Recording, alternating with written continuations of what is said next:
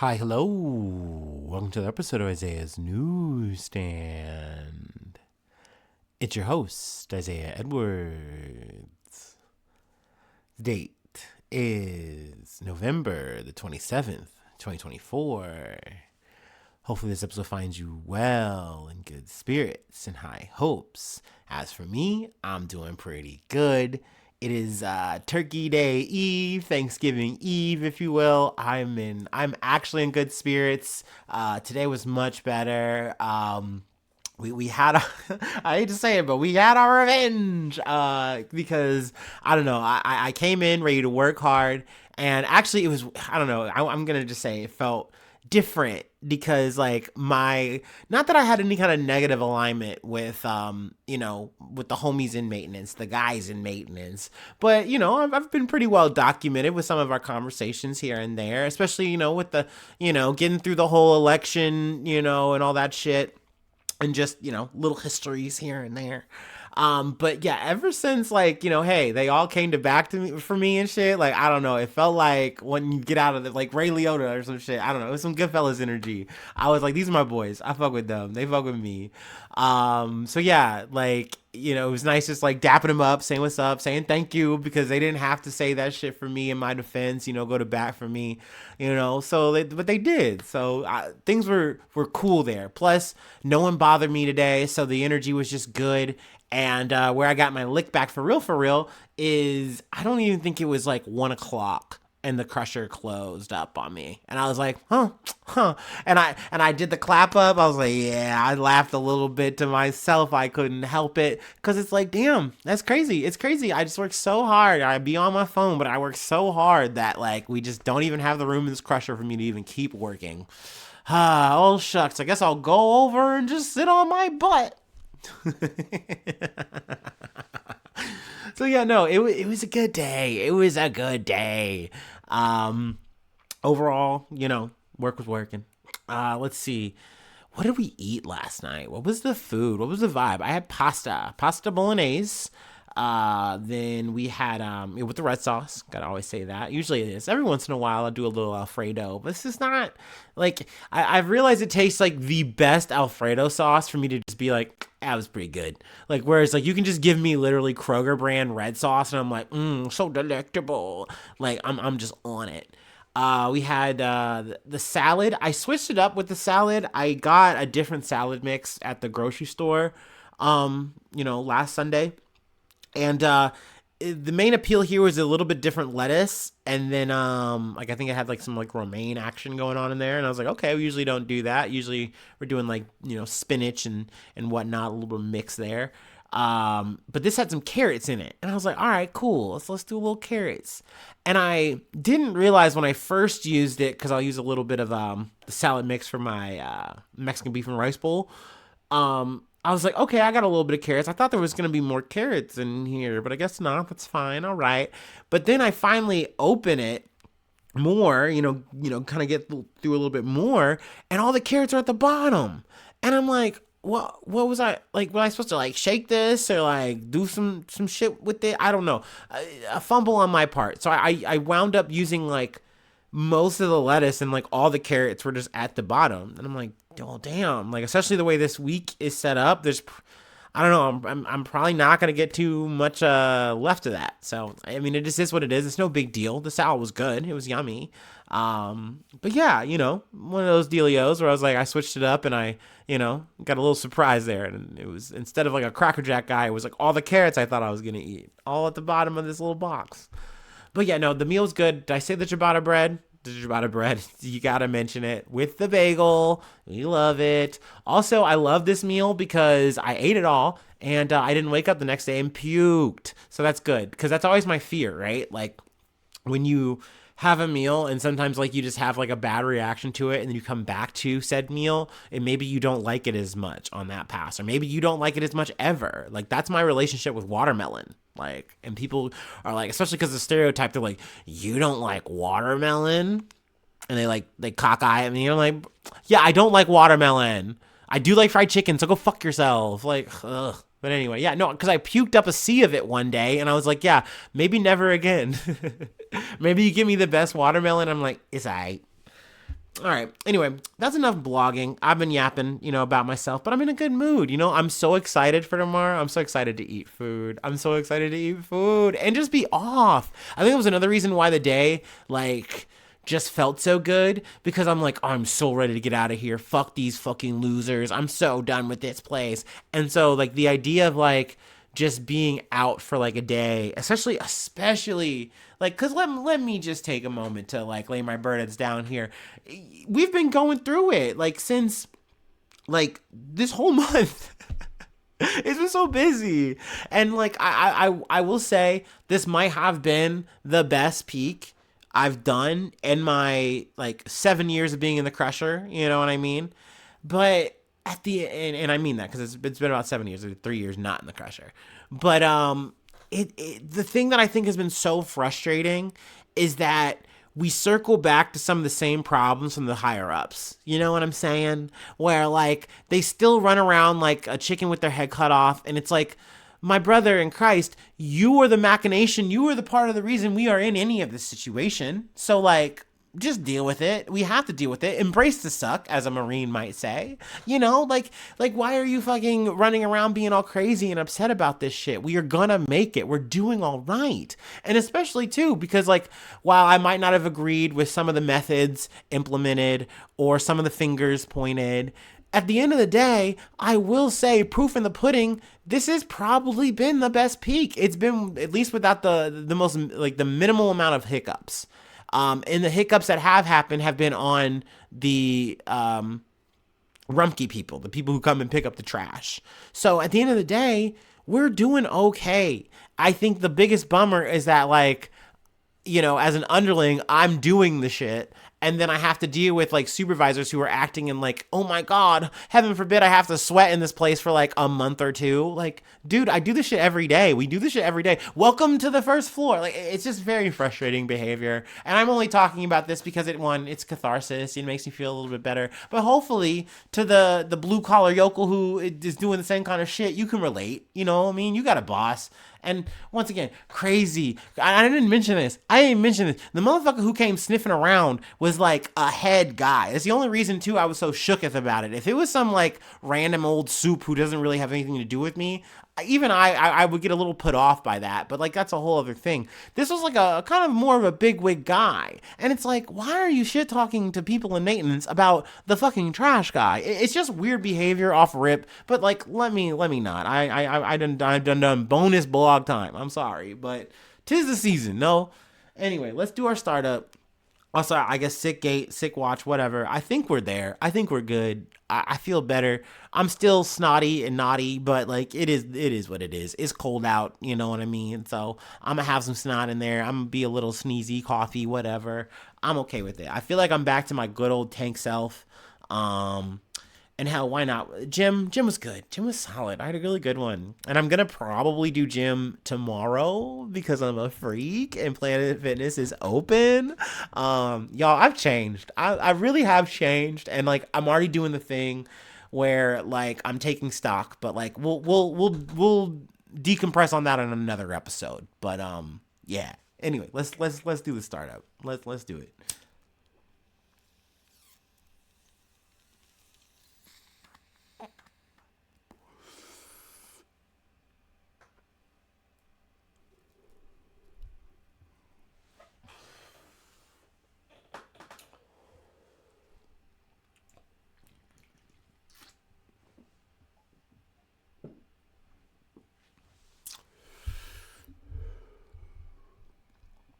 Ooh, yeah.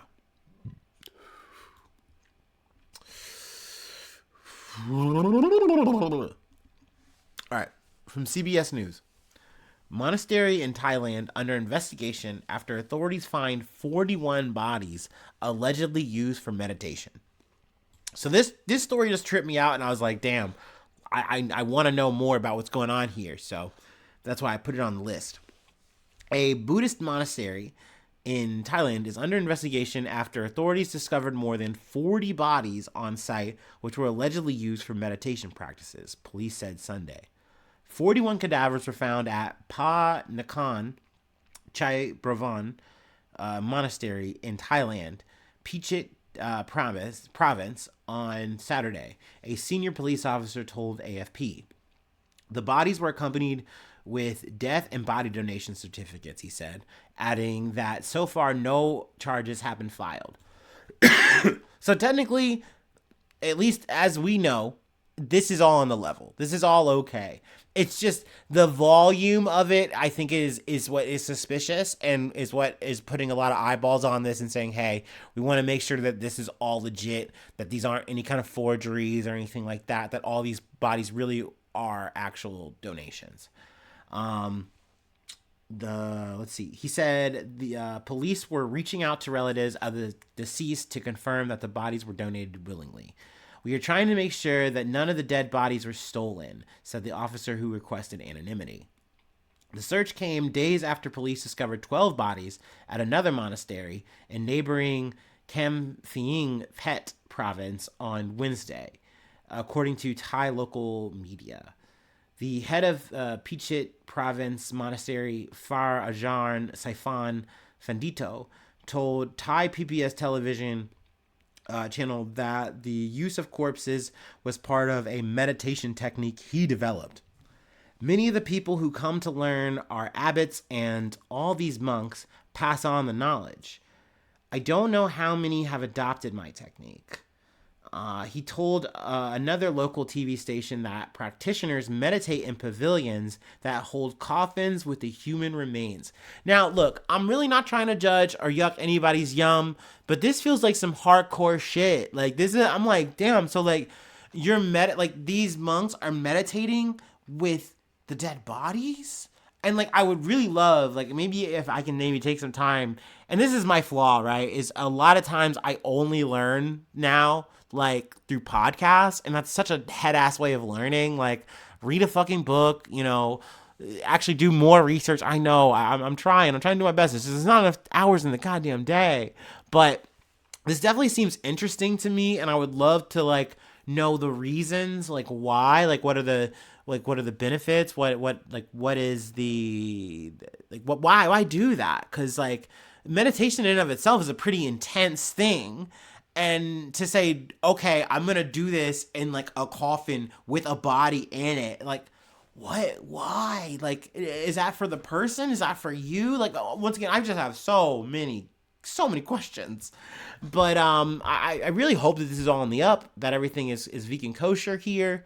And I mean, it seems that way. So, I mean, I definitely will be back with any updates. I don't know if maybe like, some of this might be personal, learning. Y'all probably don't really give a damn about it, but who gives a shit? My name's once again on the goddamn marquee. So, I mean, if I want to talk about it, I suppose I will. But speaking of things I do randomly want to talk about, turns out I'm not done blogging. I want to do a little book corner. Can we just do a little book corner real quick? I'm reading a book right now that actually is really like good. And not to say that the other books that I've read have not been good or anything like that. I've just been like reading a lot of fantasy shits. I've already talked about it before. But like, it's nice to read, and I've read some other shit too this year. With the dude the Fear and Loathing in Las Vegas guy, Hunter S. Thompson. Jeez, the name almost escaped me. But that really left a sour taste in my mouth, y'all. I talked about that, and it really like it bugged me. Like, okay, I get it. We're gonna talk about Hell's Angels, but like, oh, it's you hanging out with the Hell's Angels and you being you, and I realized like, damn, I would have not liked meeting you for sure. But you you were part of such a good book that became such a cool adaptation. Like, God fucking damn it.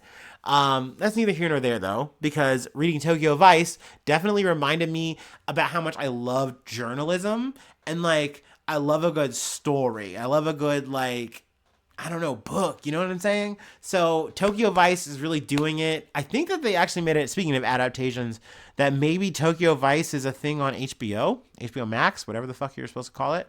I do not have that, so I'm not going to watch that, but I'm definitely like maybe almost halfway through the book. I'm loving it. I'm just loving it. It's the story of this journalist just talking about him working the beat and learning like in Japan, and I'm just like, damn, dude, I'm just like, maybe it's just the weeb in me, and I'm just loving it. But it really is just reminding me about like it's making me like think, damn, dude, in another life In another life, I would have been a journalist. Not in Tokyo, not in Japan or anything like that, but like just the idea of being a journalist was always a thing for me. Like that is the like thing like, oh, what do you want to be when you grow up? At first I thought I was going to be a psychiatrist. I thought I was going to be like a shrink or some shit, maybe therapist, whatever. Um then I realized like nah, that's not for me. Like I don't want to go through all that college to do what? Like it's not worth it. Um but what I realized I wanted to do, and I actually went to college for a semester, and then I dropped out for reasons and whatnot. I wanted to be a journalist, and that was like a passion for me. Like, and I think in some ways it still is. I think it's definitely a part of the drive that like is why I like doing this shit just for fucking free. I like reading news and talking about it. So reading a story that just felt like so like, man, I'm really getting to like walk along with this guy, and he's more or less telling his life story, and it's just a good POV of like what's going on while he was working these beats. So I highly suggest it. Anyway, I'm sorry. This was a random. I can't stop blogging tonight. I don't know. I'm just in the mood. From NBC News though, bodies recovered from capsized tourist boat off Egypt's Red Sea coast. 13 still missing. 3 bodies were recovered on Tuesday morning from a tourist boat which capsized off Egypt's Red Sea coast, and rescue teams were still searching for 13 missing people. The Red Sea provincial governor, Amir Hanafi, told Reuters. The boat, the Sea Story, capsized on Monday near Satya Reef, carrying 31 tourists and 13 crew on a multi-day diving trip. It was struck by high waves and sank 5 to 7 minutes. Within 5 to 7 minutes. I'm sorry, I got a little spaced out there. 16 passengers were believed to have been trapped inside, according to a Red Sea governance statement on Monday. So, I mean, in a lot of these stories, you're definitely very worried. Your immediate thought goes, okay, you gotta kind of think the worst, especially if the boat capsized. You know, you didn't hear of like, you know, these people getting into lifeboats. In fact, you kind of heard contrary, like that they might have been like stuck, you know, I think in the ship. So that's, you know, obviously very unfortunate, but to at least hear like, hey, because I initially was going to cover this and then I like randomly like found an update and I was like, oh, okay, cool, they found 3 people, 3 survivors. That's great, that's something. So or hold on, make sure here, or I'm sorry, not survivors. That's why I was like, hold up, bodies recovered. So I mean, that's obviously still, that's very unfortunate, but at least it's the body in that situation where you can have that kind of closure and you don't have to wonder. But yeah, it is one of those things where it's still a sad story all the same. Sorry, I got a little mixed up there. But let me go ahead and read a little bit further. 28 survivors were rescued with minor injuries, none requiring hospitalization. Survivors were being accommodated in a hotel, Marsa Alam, where authorities were working with embassies and consulates to provide assistance and documentation. Hanafi said the boat had passed its last safety inspection in March 2024 with no technical issues reported. The boat, owned by an Egyptian national, was around 100 feet long and had received a 1-year safety certificate from Maritime Safety Authority. I mean, overall, it seems like everything is on the up here. It's just one of those things where you get fucked up by nature in and of itself, and that's very fucked up. That's very sad. But obviously, my condolences to you know, the lives lost. Obviously, sorry for getting that mixed up there. I feel really bad. But yeah.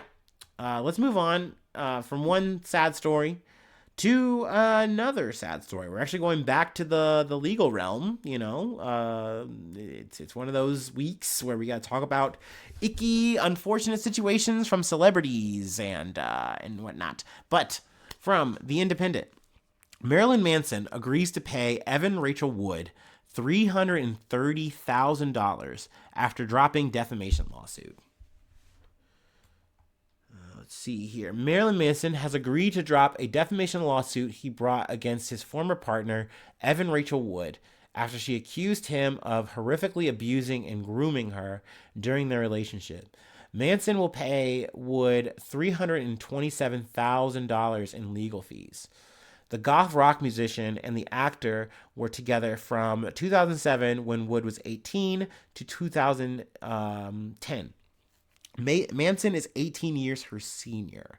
So this is why the grooming allegations seem to pretty much fit. Very, like, yeah, you don't have, it's not a stretch of the imagination. What are you doing here? Like, this doesn't make any fucking sense, man. That's damn near 2 decades of difference here. That age gap is more than problematic. It's like a wonder of the world how much of a gap that is. So yeah, especially with, there's also other accusations that come to light too. Let me actually just go ahead and just kind of stick to the script here. Wood named Manson as her abuser for the first time on social media in 2021, and he subsequently sued her for defamation. This is one of those situations too where I realized, like, my head was kind of in a spin, because you see Manson come out and try to defend himself in court, and it's like, dude, this is the biggest backfire, because it's like, the law's not in your favor. The way that this is portrayed is not in your favor. You do not have any evidence to this contrary, dude. Like, no, if anything, it looks bad in your favor. Not to mention, I believe there is an anti-slap law that more or less comes into play here, but I'm getting ahead of myself. She had previously told a congressional committee that she had been raped and repeatedly abused, but did not name Manson at that time. In a statement to The Independent, Michael Crump, partner at Kinsella Hawley Eschner Kump Steenespear, and lead counsel for Wood, said Marilyn Manson, whose real name is Brian Warner, is giving up his lawsuit against Evan Rachel Wood and has agreed to reimburse Wood nearly $327,000 for her attorney fees. So essentially, it's like, he went through all this trouble. Marilyn Manson went through all this fucking trouble here to try to quote unquote clear his good name. And it's like, no, dude, you're hitting the brick wall, which is the reality of the situation, the truth. And it's like, I mean, at least we can kind of say the truth. I should say allegedly, whatever. But like, now what do you do? Now you're in a courtroom and they're like, nah, man, this isn't holding water what you're saying. It's holding water what she's saying. Let's see. I think I want to get back to this slap thing though.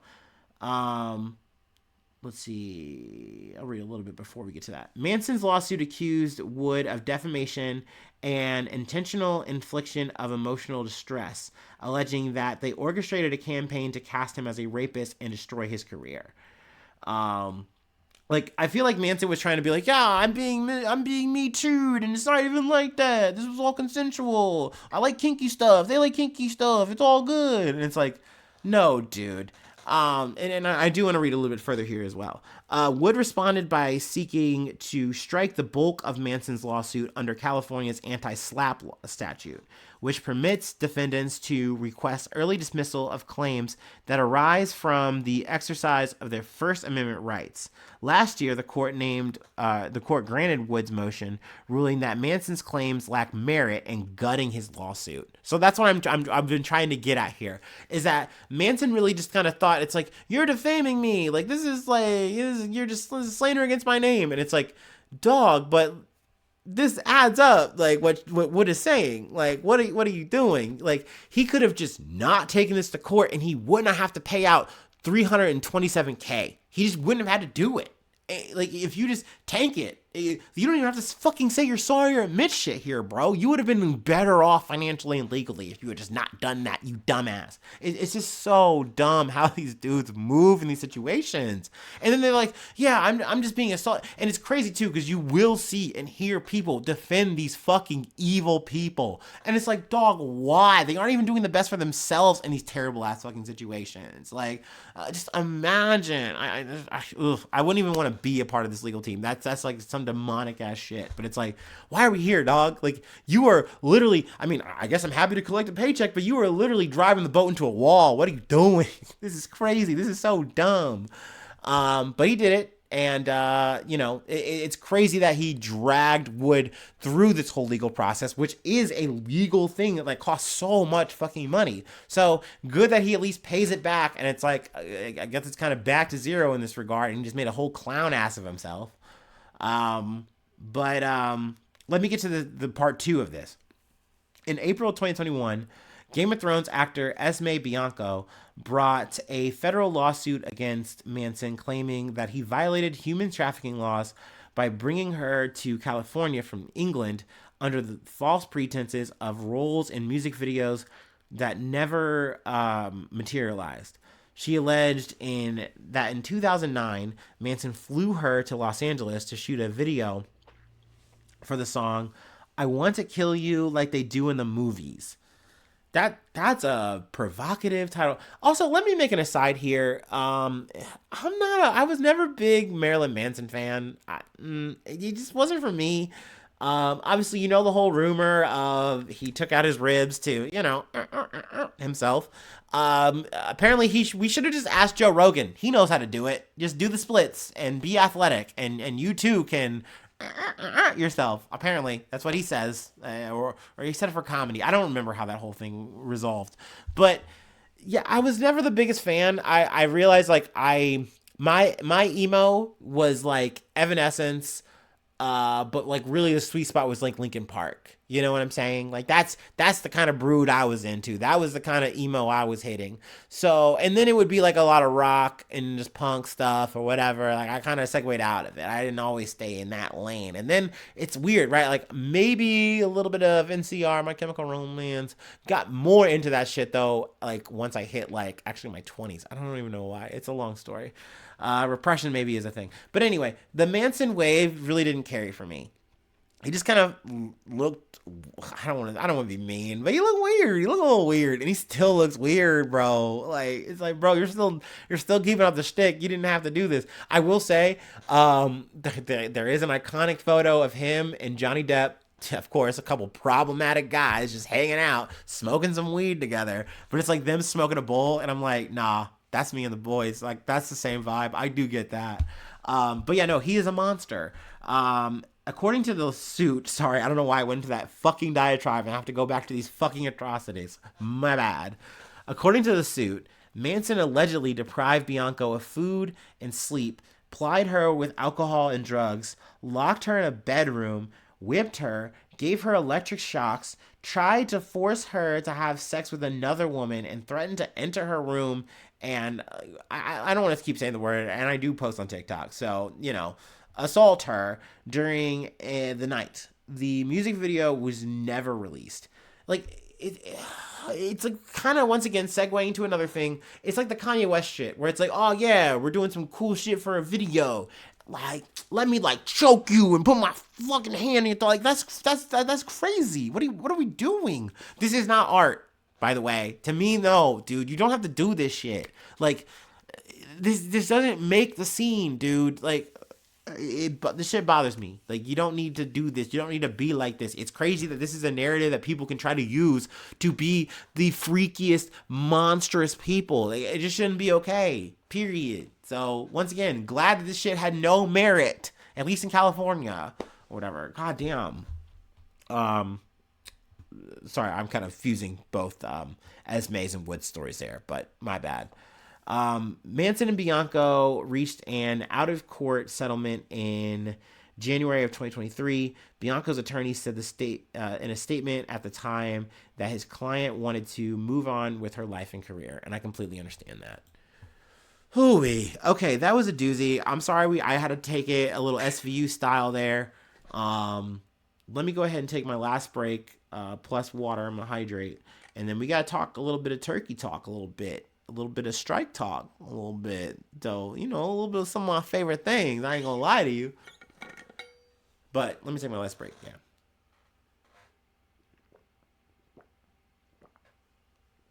Oh, my. Ooh. I'm going to continue to blog. I've been on a bit of a blackberry kick. That's been nice. Just kind of coming home, eating a couple of handfuls of blackberries. Like, I'm a damn bear. I fucking love that shit. It's nice.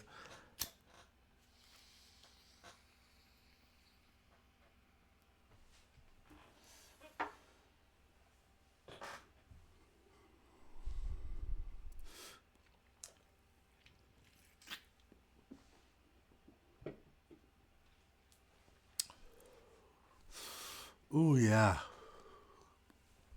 Yummy, yummy. Ooh. From the Associated Press. Workers at Charlotte Airport, an American Airlines hub, go on strike during Thanksgiving travel week.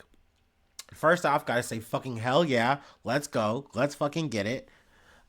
Workers who clean airplanes, remove trash, and help with wheelchairs at Charlotte's Airport, one of the nation's busiest, went on strike Monday during a busy week of Thanksgiving travel to demand higher wages.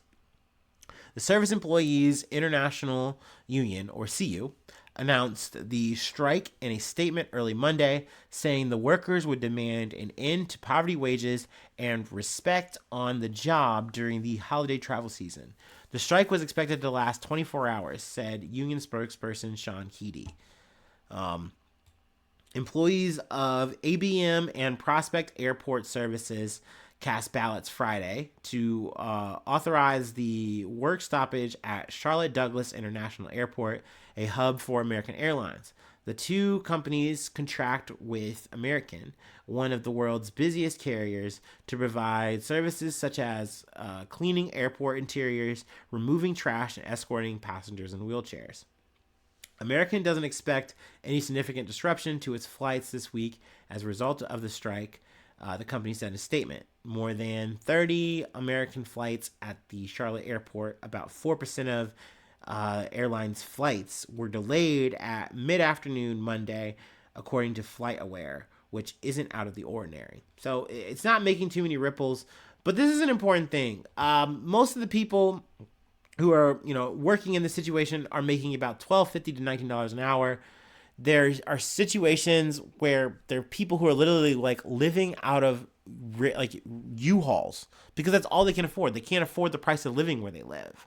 You know what I mean? And I completely fucking understand that.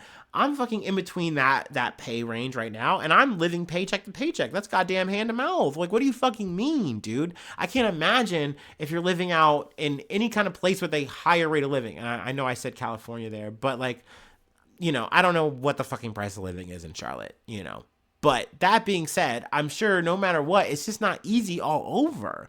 And I know that this isn't just an American issue. We've covered this shit in plenty of places. Like, what you are making to do whatever job you are doing is just simply not enough. And it's not like that's news anywhere. But obviously, with inflation being what it fucking is, like, goddamn, this shit has not gone down. So it's like, yes, I understand. I'm with everyone who's fighting their hardest. And don't get me wrong. At the end of the day, I don't want to see someone who's like, who is wheelchair bound or, just say like any kind of disability that might make it hard for them to move and needs help. Like, obviously they need to have that. And I'm hoping that the airlines is making the accommodations to make that happen. And it seems like everything is, more or less gone the way it's supposed to. I haven't really heard any updates, from this article, at least as a recording. But, yeah, I mean, it seems like a 24-hour kind of stoppage situation, being like, hey, we want to be heard, and this is how we do it. So I'm always going to be with that. I'm always going to support that. So I definitely didn't want to, go into the holiday without mentioning this, because we love a good strike. Let's see here. I'm sure there's more I should be sticking on the points on, but I riffed it enough. I feel good, and I know this is a longer episode, so we will go ahead and close it out there. Let's see. If you'd like to help out, support the effort, I do have a Patreon, patreon.com/IsaiahNews. Become a newsie today. Free ways to hit me up, IsaiahNews1@gmail.com. Feel free to follow, find me, hit me up on any of the socials. Subscribe to the YouTube. That's really helpful. Let's see here. What else is there? Hit the like button. Leave a cool comment. Leave something nice. You know what I mean? If you want to say something mean, you can just hit me up. That'd be better. We can make a correction or whatever. That's fine. Of course, actually, I don't mind the corrections on the main thing. It helps, actually. It's kind of like a forum style thing. I like that a little bit. But, just be cool. Be cool, Johnny. And then, sharing is caring. That's always nice. And thanks so much for tuning in. Thanks so much for being a friend. And hopefully I see you soon for some more good news. I love ya. Bye-bye. Mwah.